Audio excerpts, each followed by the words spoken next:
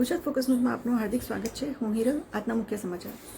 અમદાવાદ સ્થિત startup grove AMA Ahmedabad ખાતે યોજાયેલા ભવ્ય live event AI for insurance agent live show દરમિયાન ઇન્સ્યોરન્સ એજન્ટ્સ અને એડવાઇઝર્સ માટે ખાસ તૈયાર કરાયેલું પોતાનું એઆઈ આધારિત પ્લેટફોર્મ સત્તાવાર રીતે લોન્ચ કર્યું. આ લોન્ચ ઇવેન્ટમાં 200મી વધુ ઇન્સ્યોરન્સ એડવાઇઝર્સ, એજન્ટ્સ અને ઇન્ડસ્ટ્રી પ્રોફેશનલ્સ ઉપસ્થિત રહ્યા હતા, જેને ગુજરાતના ઇન્સ્યોરન્સ ક્ષેત્ર સાથે જોડાયેલા મહત્વપૂર્ણ ટેકનોલોજી લોન્ચ પૈકીનું એક માનવામાં આવી રહ્યું છે.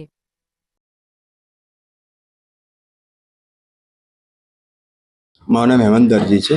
મારું ટોટલ એક્સપિરિયન્સ છે એ 13 વર્ષનો છે. જે ટેકનિકલ સાઇડ એક્સપિરિયન્સ છે. હું 13 વર્ષથી ટેકનિકલ સાઇડ કામ કરી રહ્યો છું.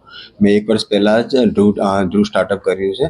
જે ધ્રુવ ઇન્સ્યોરન્સ રિટેલ ઇન્સ્યોરન્સ એજન્ટ માટે એપ્લિકેશન બનાવેલી છે, જે ઇન્સ્યોરન્સ એજન્ટને ડેટા મેનેજમેન્ટ કરવામાં બહુ જ હેલ્પફુલ થઈ શકે છે. અને આખી એપ્લિકેશન જે એઆઈ રિલેટેડ છે, તો કોઈ મેન્યુઅલ વર્ક નથી, બધું એઆઈથી જ મેનેજ થાય છે. સર, આપ વિચાર કેવી રીતે આવ્યો તમારો ઇન્સ્યોરન્સ?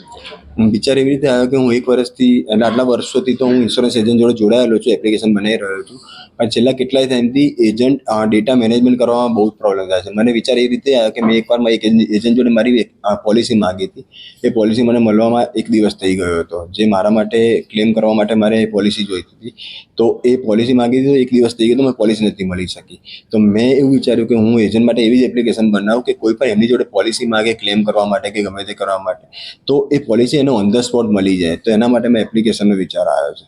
સર, આપણો જે એપ્લિકેશન છે એ કેટલી સિક્યોરિટી માટેની કોઈ લીકેજ ડેટા કે એજન્ટ કંઈ એવું કંઈ એના માટે તમે શું પ્રાઇવસી રાખી? અમે પ્રાઇવસી રાખી છે કે અમે AWS સર્વર પર બધો ક્લાઉડમાં ડેટા મેનેજ કરીએ છીએ અને બધો ડેટા એન્ક્રિપ્ટેડ ફોર્મેટમાં અમારા ડેટાબેઝમાં સ્ટોર થાય છે.